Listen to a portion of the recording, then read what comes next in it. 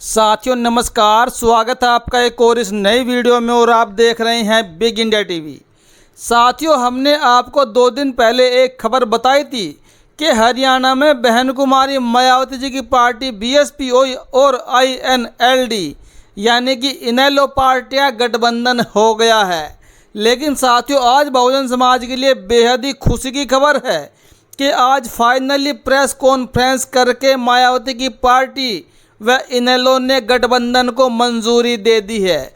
आज की press conference में चंडीगढ़ के अंदर अभय सिंह चौटाला जो कि आईएनएलडी के प्रमुख हैं और बीएसपी की तरफ से आकाश आनंद जो बसपा के उत्तराधिकारी हैं और उनके पिता आकाश आनंद जी जो बसपा के बड़े शीर्ष नेता हैं, ये लोग मौजूद रहे और बड़े गठबंधन का ऐलान होते हुए वहाँ पर संकल्प लिया गया कि हमको इस गठबंधनों से कांग्रेस और बीजेपी को दूर रखना है, क्योंकि हमारा मकसद मुख्य रूप से केंद्र की सत्ता से व देश से बीजेपी और कांग्रेस को भगाना है। और जब एक पत्रकार ने अभय सिंह चौटाला से पूछा क्या आप आम आदमी पार्टी को भी शामिल करोगे, उन्होंने कहा कि हम आने वाले समय में उनको भी शामिल पार्टी में कर सकते हैं, यानी कि इस गठबंधन में। क्योंकि यहाँ पर साथियों अगर देखा जाए तो इस बार हरियाणा के अंदर जो 90 विधानसभा की सीटें हैं वहाँ पर इस बार बीएसपी और इनेलो की सरकार बनने जा रही है।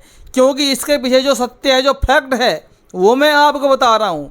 अब हरियाणा में बीएसपी, आईएनएलडी और शिरोमणि अकाली दल और इनके साथ में आम आदमी पार्टी के आने की भी पूरी संभावना है। यानी कि ये चारों पार्टी एक जगह गठबंधन करके चुनाव लड़ेगी।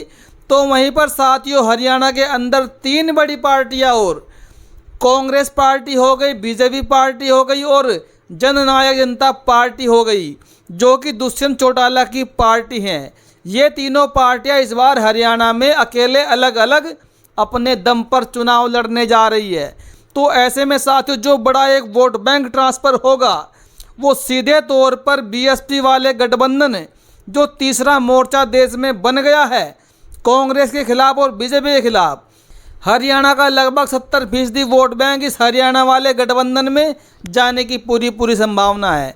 और अजय चौटाला ने यहाँ पर यह भी कहा साथियों कि हमको ये गठबंधन आने वाले समय में तीसरा जो मोर्चा बना है पूरे देश में फैलाना है, यानी कि पूरे देश में तीसरे मोर्चे के विस्तार में गठबंधन होगा। जिस तरह बीजेपी ने एनडीए पूरे देश में गठबंधन बना रखा है, तो उसी तरह साथियों कांग्रेस ने भी इंडिया वाला गठबंधन लगभग पूरे देश में बनाया है। और अब इसी की तर्ज पर बहन कुमारी मायावती जी व अभय सिंह चौटाला ने नया गठबंधन बनाकर तैयार कर दिया है। और जाहिर सी बात है कि इस गठबंधन से साथियों जरूर कांग्रेस और बीजेपी की मुसीबतें बढ़ जाएंगी, उनकी बेचैनी बढ़ चुकी होगी और साथ ही साथ जननायक जनता पार्टी की भी बेचैनी बढ़ गई होगी। मेरे ख्याल से जेजेपी पार्टी भी इस गठबंधन में आने की कोशिश करेगी। और अगर यहाँ पर जेजेपी पार्टी आ जाती है साथियों, अगर जेजेपी को भी ये लोग जो कि दुष्यंत चौटाला की पार्टी वर्तमान में सरकार में है, बीजेपी के साथ सत्ता में है, लेकिन उनका गठबंधन टूटने वाला है और अगर वो भी इस मायावती वाले गठबंधन में आते हैं तो फिर साथियों पक्का हरियाणा से इस बार बीजेपी और कांग्रेस का सुपड़ा साफ होने से कोई रोक नहीं पाएगा। बाबा रामदेव की कंपनी पर साथियों पतंजलि के ऊपर कोर्ट ने 50 लाख रुपए का जुर्माना लगाया है। और जुर्माना क्यों लगाया साथियों? क्योंकि कोर्ट ने एक पतंजलि को आदेश दिया था कि आप कपूर का उत्पादन, कपूर का प्रोडक्शन नहीं करेंगे।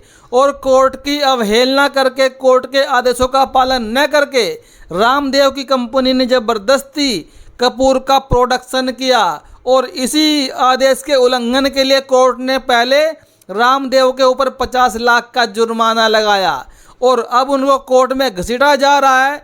तो वर्तमान की ये भी साथियों ब्रेकिंग न्यूज़ है कि 50 लाख का जुर्माना रामदेव के ऊपर लगा है। और एक तरफ उत्तराखंड की 2 सीटों पर कल उपचुनाव के लिए वोटिंग संपन्न हो गई है और मंगलौर की सीट पर जो आपको देखने को मिला साथियों, ऐसा हंगामा, ऐसा सनसनीखेज मामला कहीं पर भी देखने को नहीं मिला होगा।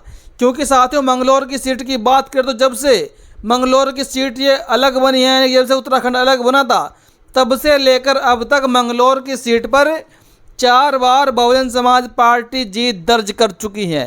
और इस बार भी बीएसपी का दावा है कि इस बार भी इस सीट को हम ही जीतेंगे। लेकिन वहीं पर कांग्रेस भी एक बार इस सीट को जीत चुकी है, लेकिन बीजेपी यहाँ पर आज तक चुनाव नहीं जीत पाई है। लेकिन इस बार बीजेपी की तरफ से करतार सिंह भड़ाना मैदान में है और कांग्रेस की तरफ से काजी निजामुद्दीन मैदान में है।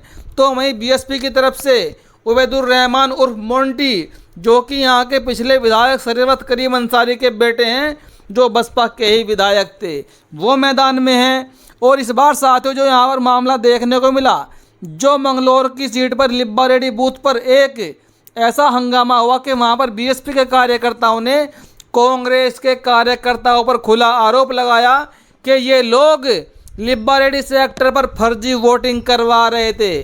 और जब ये झड़प हो रही थी वहाँ पर, ये झड़प जो वहाँ पर हुई है बीजेपी, बीएसपी और कांग्रेस तीनों के कार्यकर्ताओं के बीच हुई।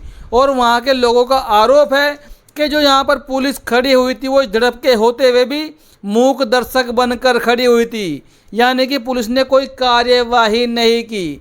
और कांग्रेस पर आरोप लगा फर्जी वोटिंग करवाने का। और वहीं पर कांग्रेस ने उल्टा आरोप लगाया बीएसपी कार्यकर्ताओं पर कि हमको बीएसपी के कार्यकर्ता वोट डालने ही नहीं दे रहे। और यहीं पर साथियों एक खबर है कि बीजेपी के जो नेता हैं, बीजेपी के नेता ने यहाँ पर फायरिंग भी की और मुस्लिमों को वोट डालने से रोका गया है। ये यहाँ पर वर्तमान की खबर है साथियों। और एक तरफ बहन कुमारी मायावती ने जो भोले बाबा को लेकर, नारायण सागर हरि को लेकर एक पूरा का पूरा साथियों एजेंडा चला रखा है अपने दलित समाज के लिए, क्योंकि दलित समाज लगातार साथियों इन बाबाओं के चक्कर में आकर हमेशा अपने जान माल का नुकसान करता हुआ आया है। और एक बार फिर ऐसे ही हाथरस के अंदर एक बाबा के बहकावे में आकर कम से कम 121 गरीब जनता ने अपनी जान गंवा दी है। और इस बाबा के ऊपर जो तंज, जो आरोप बहन कुमारी मायावती जी लगाती आ रही है, तो वहीं पर साथियों इस बाबा को लेकर तमाम देश की पार्टियां चुप हैं, चाहे योगी जी हो, चाहे बीजेपी हो, चाहे कांग्रेस हो, चाहे आम आदमी पार्टी हो, चाहे फिर समाजवादी पार्टी हो। इन चारों पार्टियों में से किसी ने भी हिम्मत नहीं दिखाई कि बाबा के ऊपर उंगली उठा दे, क्योंकि सबको अपने अपने वोट बैंक की चिंता है। लेकिन बहन कुमारी मायावती ने बिना वोट बैंक की परवाह किए बाबा को लेकर लगातार हमले बोले और उस पर कार्रवाई करने की बात कही। लेकिन बीजेपी के द्वारा जो एसआईटी की टीम गठित की गई थी, उसने बाबा जी को क्लीन चिट दे दी है। और बहन जी ने यहाँ पर आरोप लगाया कि इसमें भी राजनीति बीजेपी ने कर ली है। बीजेपी नहीं चाह रही जानबूझकर बाबा के ऊपर कार्रवाई करना। और जो यहाँ पर मुख्य रूप से बाबा दोषी हैं, अगर और कोई भी दोषी है, बहन जी ने कहा था कि इन सब के ऊपर कार्रवाई हो। तो वहीं पर साथियों अब क्लीन चिट मिलने के बाद जो बाबा के वकील है एपी सिंह ने बहन जी को कहा है कि आपको अपने बयान वापस लेने चाहिए। जब हमको एसआईटी की टीम में रिपोर्ट में क्लीन चिट मिल चुकी है, तो आप हमारे ऊपर ये आरोप कैसे लगा रहे हैं कि बाबा दोषी है। और उन्होंने कहा कि बहन जी पता नहीं क्यों बाबा जी का नाम बदनाम करने के पीछे पड़ी हुई है। बहन जी ने कल भी साथियों 2 पोस्ट किए थे। बहन जी ने क्या लिखा था? यूपी के जिला हाथरस में सत्संग भगदड़ कांड में हुई 121 निर्दोष महिलाओं व बच्चों आदि की दर्दनाक मौत सरकारी लापरवाही का जीता जागता प्रमाण है। किंतु एसआईटी द्वारा सरकार को पेश रिपोर्ट घटना की गंभीरता के हिसाब से नहीं होकर राजनीति से प्रेरित ज़्यादा लगती है। यह अति दुखद है।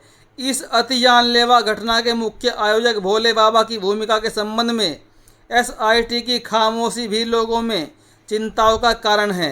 साथ ही उसके विरुद्ध कड़ी कार्रवाई के बजाय उसे क्लीन चिट देने का प्रयास खासा चर्चा का विषय है। सरकार जरूर ध्यान दे ताकि ऐसी घटनाओं की पुनरावृत्ति ना हो सके। बहन कुमारी मायावती जी अपने एजेंडे से टच से मच नहीं हुई है। जहां पर बड़े बड़े नेताओं की बोलती नहीं खुली, तो वहां पर बहन जी ने बिना वोट बैंक की परवाह किए हुए बाबा पर लगातार हमले बोलते रहे। तो वहीं पर चंद्रशेखर रावण भी साथियों हाथरस में जाकर पीड़ितों के परिवार से मिलने का काम कर रहे हैं। और इस भोले बाबा पर चंद्रशेखर रावण भी कार्यवाही की मांग कर रहे हैं। जबकि जो चंद्रशेखर रावण है, बहन कुमारी मायावती जी हैं, भोले बाबा है, तीनों एक ही जाटव बिरादरी से आते हैं। लेकिन ये लोग फिर भी बाबा के ऊपर लगातार हमले बोल रहे हैं, उन पर कटाक्ष कर रहे हैं।